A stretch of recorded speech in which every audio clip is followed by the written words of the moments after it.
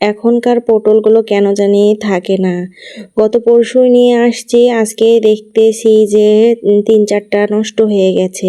অর্ধেকটা নষ্ট হয়েছে, অর্ধেকটা করে ভালো আছে। তো ভাবলাম যে আজকে যদি না রান্না করি তাহলে কালকে আর রান্না করাই যাবে না, সব ফেলাই দিতে হবে। সেজন্য পটল রান্না করছি। আর পটল কেন জানি আমার গরুর মাংস ছাড়া একদমই ভালো লাগে না। হয় তেলে ভাজি করে খেলে ভালো লাগে, না হয় পটল আলু দিয়ে গরুর মাংস রান্না করলে ভালো লাগে। মাছ দিয়েও রান্না করলে ভালো লাগে, তবে মাছ দিয়ে আমরা তেমন একটা পটল খাই না। তো যাই হোক, পটলগুলো কেটে নিলাম, আলু কেটে নিলাম, মাংস কেটে নিলাম, তারপর আদা রসুন পেঁয়াজ সব ছিলে নিয়েছি। আর হচ্ছে আদা রসুন আর জিরা বেটেও নিয়েছি।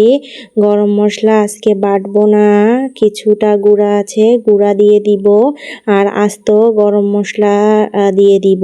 তো এদিকে প্রথমে ভাত বসাই দিলাম, যেহেতু এখন রান্না করতে করতে অনেক দেরি হয়ে যায়। আর আমার হাজবেন্ড যেহেতু অসুস্থ, তার একটু সেবা করতে হয়, তার অনেক কাজ থাকে, ওষুধ থাকে, তাকে চেঞ্জ করে দিতে হয়, পরিষ্কার করে দিতে হয়। তো ওগুলো করতে করতে না অনেকটা সময় আমার চলে যায়। আবার ছোট বাচ্চা, তাকে খাওয়াই দিতে হয়, তারও অনেক আবদার থাকে, সেগুলো পূরণ করতে হয়। তো এগুলো করতে করতে আমার অনেকটা সময় চলে যায়, দুপুর হয়ে যায়। তো বেলা 1টার দিকে আমি ভাত বসাই দিলাম, যেহেতু দুপুর হয়ে গেছে, ক্ষুধা লাগবে, একটু পরে খেতে যাবে, সেজন্য ভাবছি যে ভাতটা বসাই দিয়ে তারপর মাংসটা রান্না করে নেই। তো এই তো মাংসটা বসাই দিয়েছি।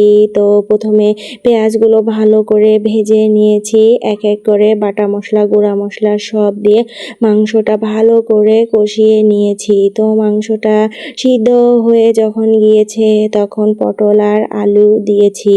আর আলুর সাইজটা আমি একটু ছোট করে কেটেছি, আর পটল এমনিতেই তাড়াতাড়ি সিদ্ধ হয়ে যায়। আলুর সাইজ ছোট করেছি, তার কারণ পটল আলু যাতে একসাথে হয়ে যায়, সেজন্য আর কি।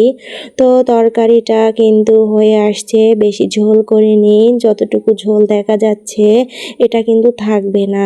তরকারি ঠান্ডা হওয়ার পর অনেকটা ঝোল কমে আসবে, দেখা যাচ্ছে অনেক ঝোল, কিন্তু খেতে বসে আর ঝোল পাওয়া যাবে না। তো যাই হোক, গরম গরম তরকারি নিয়ে খেতে বসেছি। আসলে অনেক গরম ছিল, যে ধরতেই পারছি না, পটলটাও ধরতে পারছি না, মাংসটা যে ছিঁড়তে পারছি না, অনেক গরম ছিল। এখন দুপুরের খাওয়া দাওয়া করে নেব। শশা ছিল একটা, তো শশা নিয়েছি, লেবু নিয়েছি, এখন খেয়ে নিচ্ছি।